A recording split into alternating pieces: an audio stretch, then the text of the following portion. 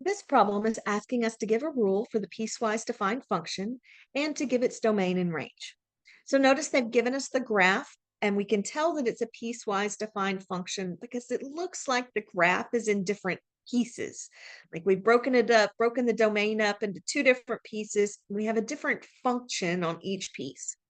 And so we want to come up with the equation that creates that graph. And so I'm just going to redraw the graph over here so that I can use it to draw on.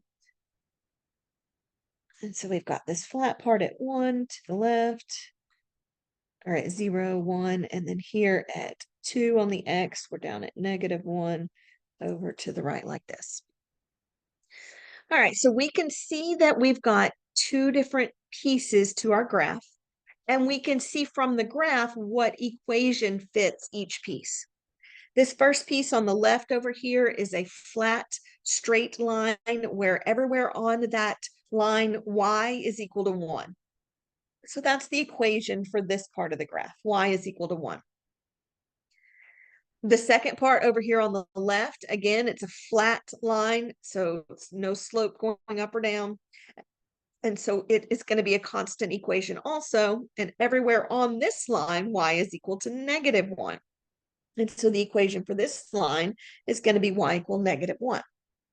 So now we know the two equations. We just need to tell where those two equations occur to give us this graph. And so remember, with piecewise defined functions, we have more than one piece, so we group them together with this bracket. The first piece of the function is y is equal to 1. And we can look at that and see, well, where does that happen? Well, notice when we're where something happens, we're always describing where is it over its domain, where is it over the x-axis, where is it over the x number line. And so remember here, x is 0, and then there x is 1, and there x is 2. And so when x is 0 and everything less than it to the left of it is where we have the function y equal to 1. Notice this point is filled in right here. This point is filled in. And so because it's a filled in circle, it also has a value of 1 when x is 0. And so we can see that y is equal to 1 everywhere less than and equal to 0. So y is equal to 1 if x is less than or equal to 0. At 0, y is 1, and everything less than 0, y is 1.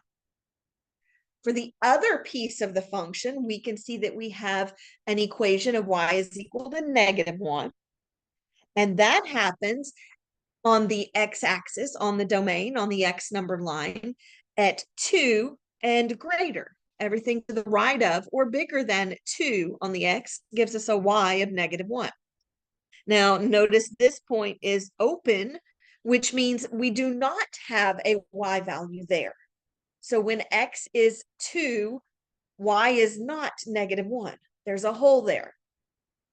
Y is equal to -1, really, really close to 2. At 2.01, 2.000001, y is equal to -1.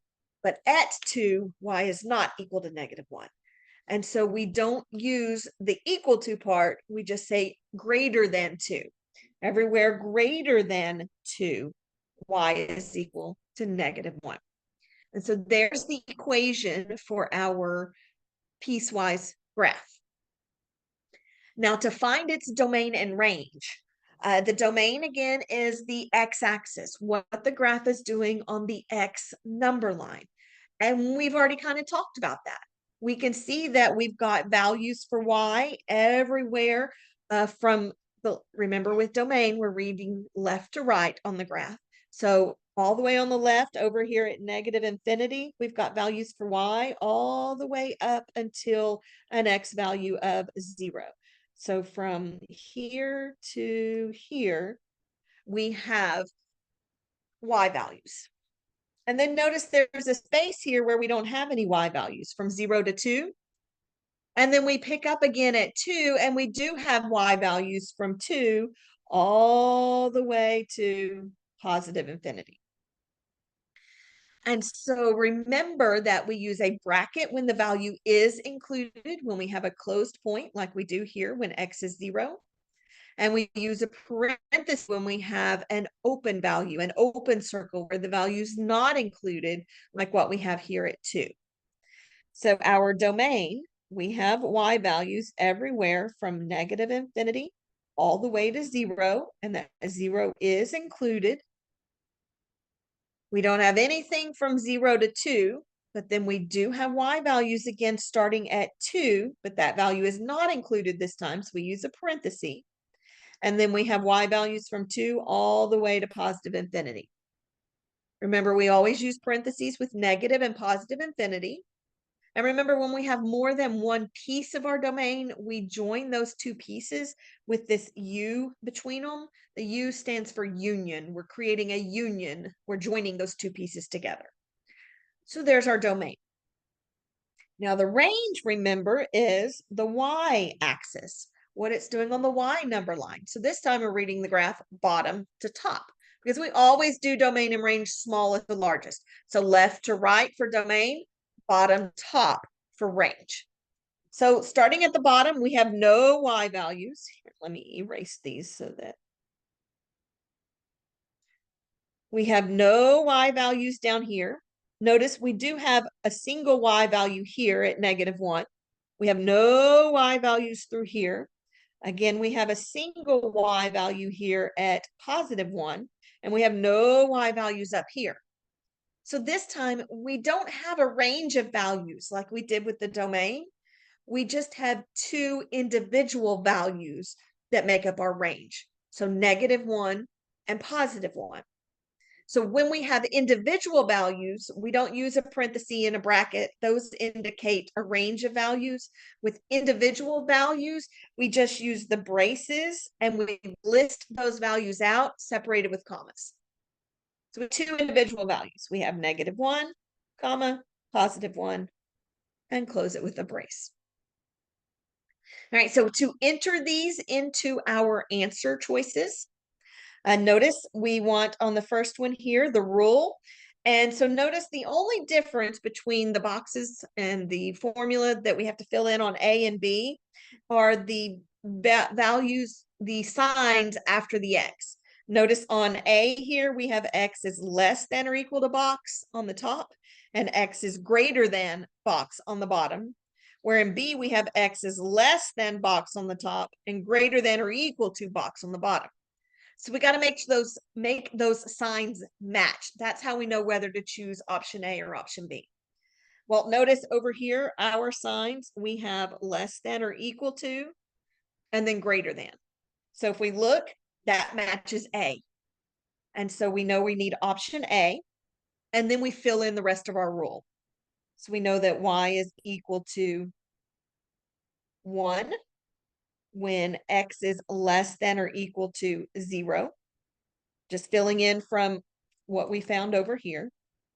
And then we know that y is equal to -1 when x is greater than or equal to 2. And so that's what it should look like for the function. Now for the domain, notice we've got on option A, the domain is, and they give us the braces, and they say use the comma to separate answers as needed. Option B, the domain is, and then they say type your answer in interval notation. Well, again, the difference is the braces are going to indicate individual values, not a range of values. Option B, if we're using interval notation, the parentheses and the brackets, that's going to be a range of values. So notice here, domain, we have a range of values. So we need option B. And so we enter our domain there. So we have our parentheses, and then we have negative, and then we want infinity. So use our toolbox there to 0. Oh, and I put a parenthesis. We really need that to be a bracket. So let's change that to a bracket. And then notice we've got the U between them. So we use the U from our toolbox. And then this time we do need parentheses. And so the first one there is 2, and then comma, and then positive infinity this time. And then close parenthesis. And so that looks good for our domain. And now we have our range. Now with our range, we do have individual values. And again, notice on part A, they've got the braces and separate answers. That's going to be in for individual values. Option B is interval notation, which is a range. And here on our range of the function, we don't have a range of values. We have two individual values. And so we want option A, and then our range is going to be the two values. And so it's going to be -1. And then we're separating those values with commas. So -1, and then a comma, and then 1. And that should be our range.